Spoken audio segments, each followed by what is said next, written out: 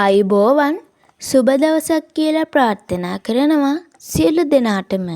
ඉතින් වෙනදා වගේම අදත් වෙදනත YouTube channel එකෙන් මම අද ඔයාලව දැනුවත් කරන්න බලාපොරොත්තු වෙන්නේ පැපොල රෝගේ නැත්නම් දෙයියන්ගේ ලෙඩ කියන රෝගී තත්ත්වය පිළිබඳවයි. පැපොල කියන්නේ වෛරස් ආසාදනයක්. මේක වැලිසෙල්ලා සෝස්ට් කියන වෛරස් එකෙන් තමයි ආසාදනය වෙන්නේ. මේ වැලිසෙල්ලා සොස්ට් කියන වෛරසය බෝවන ක්‍රම කිහිපයක් තියෙනවා. ප්‍රධාන වශයෙන්ම මේ වෛරසය පැතිරෙන්නේ අපේ හුස්ම මගින්. ඒ කියන්නේ අපේ පෙනහළු මගින් හුස්ම හරහා මේ වෛරසය බෝ වෙන්න පුළුවන්. ඊට අමතරව අපේ කිව්සුම් බිඳිති කෙළ බිඳිති මගින්ද බෝ වෙන්න පුළුවන්. ඊට අමතරව මේ පැපොල රෝගය හැදෙන බිම්බිලි වෙන කෙනෙක්ගේ ස්පර්ශ වෙලා ස්පර්ශය මගින්ද ඒ තරල මගින් මේ පැපොල රෝගය බෝ වෙන්න පුළුවන්.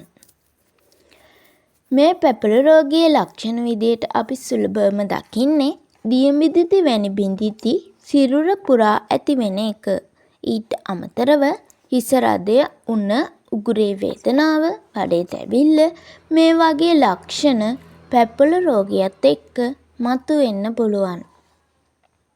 ඉතින් මේ පැපොල රෝගයේ ලක්ෂණ වලට අමතරව සංකුලතා විදිහට අක්මාව, වකුගඩු ආසාදන රෝග, නියුමෝනියාව, එන්කැපලයිටිස් මේ වගේ රෝග ඇති වෙන්න පුළුවන්.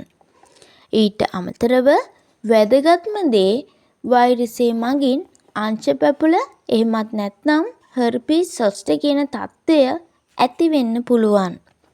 හර්පීස් සොස්ටර් කියන තත්ත්වය ඇති වෙන්නේ වැලිසෙල්ලා සොස්ටර් කියන වෛරසය අපට ආසාදනය වුණාට පස්සේ මේ ආසාදිත වෛරස් අපේ ස්නායුවක් මත තැන්පත් වෙලා තිබිලා පසු කාලීනව අපේ ශරීරයේ ප්‍රතිශක්තිය දුර්වල වුණාම මේ වෛරසය නැවත ක්‍රියාත්මක වෙලා මේ වෛරසය නැවත අපේ ඇඟෙන් පිට වෙනවා.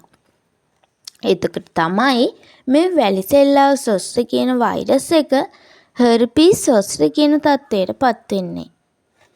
මේ පැපොල රෝගයේදී අපි නොකළ යුතු දේ බොහොමයි. ඒක තමයි වැදගත්ම දෙන්න ඕන පණිවිඩය. අපි අතීතයේ සිට සම්ප්‍රදායිකව පවත්වාගෙන ආපු ක්‍රමවේදයක් තියෙනවා. ඒ ක්‍රමවේදයේ විද්‍යාත්මකව සනාථ කරගන්න බැරි ක්‍රමවේදයක් තමයි අපි අතීතයේ ඉඳන් පවත්වාගෙන ආවේ. අපි ඉස්සර කිව්වා දවස් ගාණක් සතියක් දෙකක් යනකම් නාන්න හොඳ නැහැ කියලා. නමුත් නාන්න හොඳ නැහැ කියන දෙයින් වෙන්නේ අපේ ඇඟේ කුණු විස බීජ තවත් තැන්පත් වෙලා මේ රෝග තත්ත්වය වැඩි වෙනවා. මේ තියෙන පැපොල බුබුලු ආසාදී තත්ත්වයටපත් වෙන්න පුළුවන්. ඒ වගේම කොහොඹ කොළ, කෙසෙල් කොළ උඩ අපි වැතිරිලා ඉන්නවා නම් මේ කොළ ඇඟේ ගානවා නම් ඒකෙන් වෙන්නේ මේ කොළවල තියෙන විස බීජ පොඩි පොඩි සත්තු, කෘමීන් ආදී දේවල් නිසා මේ රෝගී තත්ත්වය තවත් වැඩි වෙන එක.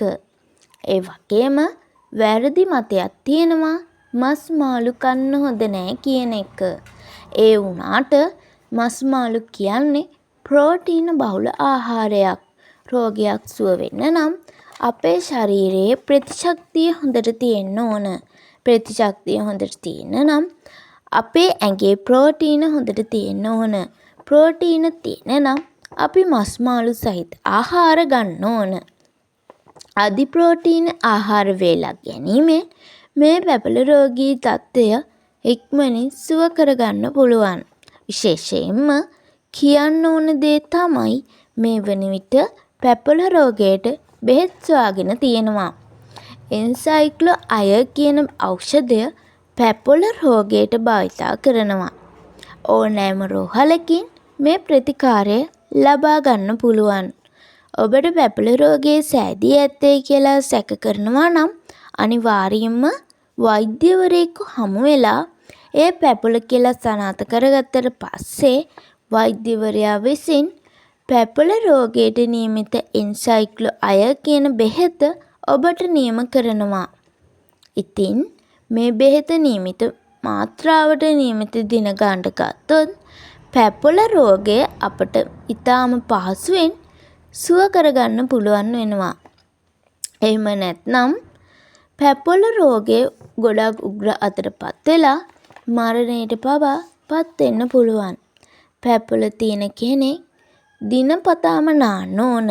උන නැත්නම් දිනපතාම නාන එක තමයි කළ යුතු වන්නේ. උන තියෙනවා නම් පැරසිටිමෝල් වැනි ඖෂධයක් ලබාගෙන උන අඩු වුණාට පස්සේ නාන්න ඕන දිනපතාම.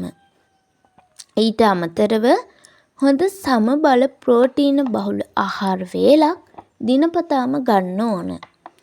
වැඩිපුර ජලය පානය කරන්න ඕන. ඒ බිඹිලි කසන්න හොඳ නැහැ. ඒ බිබිලි කැඩුනොත් එතන ආසාදනය වෙන්න පුළුවන්. ඒ වගේම අපි පිරිසිදුව ඉන්න ඕන. ඒ දේවල් තමයි ඊටාම වැදගත් වෙන්නේ. මේ විදිහට නියමිත වෛද්‍ය උපදෙස් පිළිපදිනවා නම් පැපොල රෝගයේ උග්‍ර අතරපත් නොවි ඊට පහසුවෙන් සුව කරගත හැකි රෝගයක් බවට පත් වෙනවා. ඒ වගේම ඔබගේ සෞඛ්‍යයට වටිනා වීඩියෝ ලබා ගැනීමට අපිත් එක්ක දිගටම රැඳී සිටින්න. ඉතින් සමු ගැනීමට මත්තෙන් ප්‍රාර්ථනා කරන්නේ ඔබට නිරෝගිමත් හෙට දිනක්.